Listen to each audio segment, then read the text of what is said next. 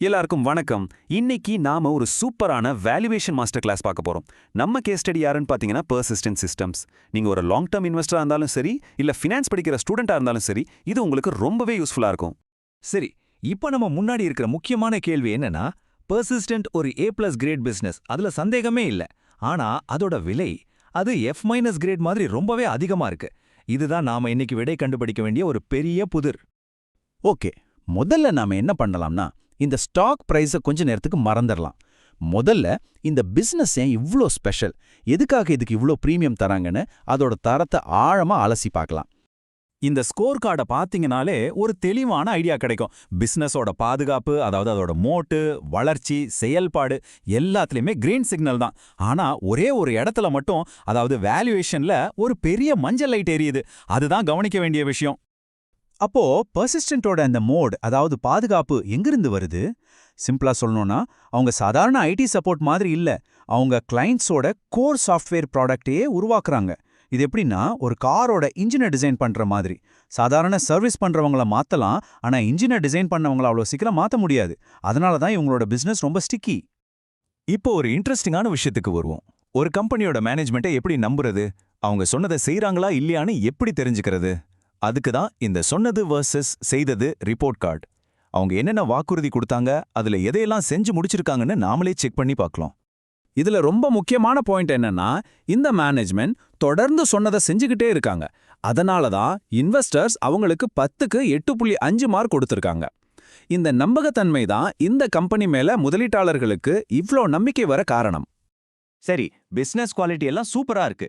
இப்போ வாங்க இந்த எக்ஸாம்லயே ரொம்ப கஷ்டமான பாட்டுக்கு போவோம். அதுதான் வேல்யூவேஷன், அதாவது இந்த ஸ்டாக்கோட தலை சுற்ற வைக்கிற விலை.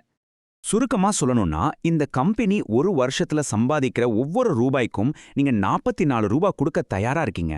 கொஞ்சம் யோசிச்சு பாருங்க, இது எவ்வளோ பெரிய பிரீமியம்னு. ரொம்பவே காஸ்ட்லியான ஒரு விஷயம் அது. இந்த சார்ட் பார்த்தா உங்களுக்கு இன்னும் கிளியரா புரியும். இண்டஸ்ட்ரியில இருக்கிற பெரிய தலைகளான TCS, இன்ஃபோசிஸ்லாம் சுமார் 22லேருந்து 28 மடங்கு PE மடங்குல ட்ரேட் ஆகுது.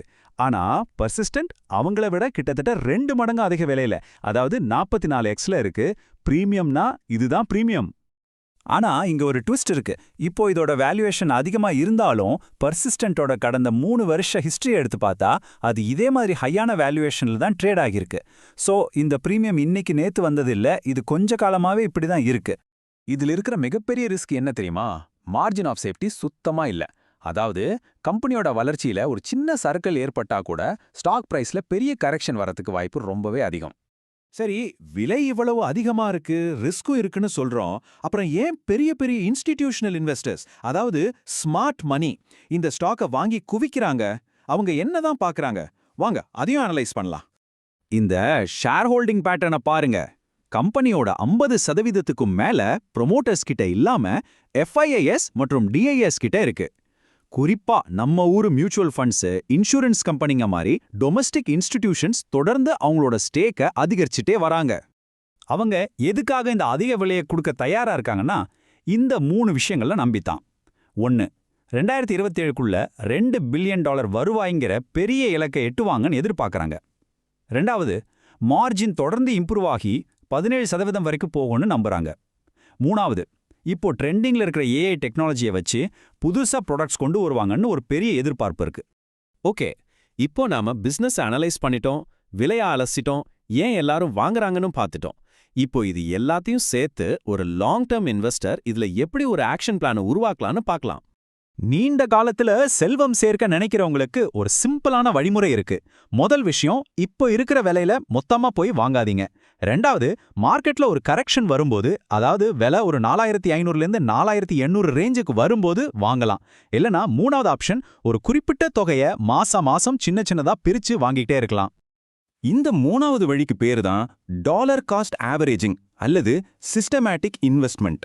விலை ஏறினாலும் சரி, இறங்கினாலும் சரி, கவலைப்படாம ஒரு குறிப்பிட்ட தொகையை ரெகுலரா முதலீடு செஞ்சுட்டே வர்றது. இதனால விலை ஏற்ற இறக்கத்தோட பாதிப்பு நமக்கு கம்மியாகும். இந்த அனாலிசிஸோட கடைசி வரிகள் இது ரொம்ப அழகா சொல்லுது. நிஜமாவே ஒரு சூப்பரான பிசினஸ், ஆனா விலை ரொம்பவே அதிகம். அதனால இது யாருக்கு செட் ஆகும்னா, ஒரு 5லேருந்து 10 வருஷம் வரைக்கும் வாங்கி வச்சுட்டு நடுவுல 20-30% விலை செறிஞ்சா கூட பயப்படாம இருக்கிற லாங் டேர்ம் இன்வெஸ்டர்ஸ்க்கு தான் இது கரெக்டா இருக்கும். அப்போ கடைசியா நான் உங்களுக்கு கேக்குற கேள்வி இதுதான். இந்த கம்பெனியால வருஷா வருஷம் 20% மேல வளர முடியும்னு வச்சுக்கிட்டா, அந்த வளர்ச்சி இந்த 44 மடங்குங்கிற அதிகப்படியான மதிப்பீட்டை காலப்போக்குல முந்தி செல்லுமா? நீங்க பிசினஸோட குவாலிட்டிய மேல பெட் கட்டுறீங்களா, இல்ல ஸ்டாக்கோட விலைய பார்த்து யோசிக்கிறீங்களா? இந்த விரிவான அலசல் உங்களுக்கு பிடிச்சிருக்கும் நம்புறேன். இது மாதிரி இன்னும் நிறைய ஆழமான பகுப்பாய்வுகளை பார்க்கணும்னா மறக்காம எங்க சேனலுக்கு சப்ஸ்கிரைப் பண்ணுங்க.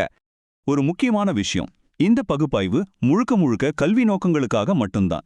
இது செவியால் அங்கீகரிக்கப்பட்ட நிதி ஆலோசனை கிடையாது.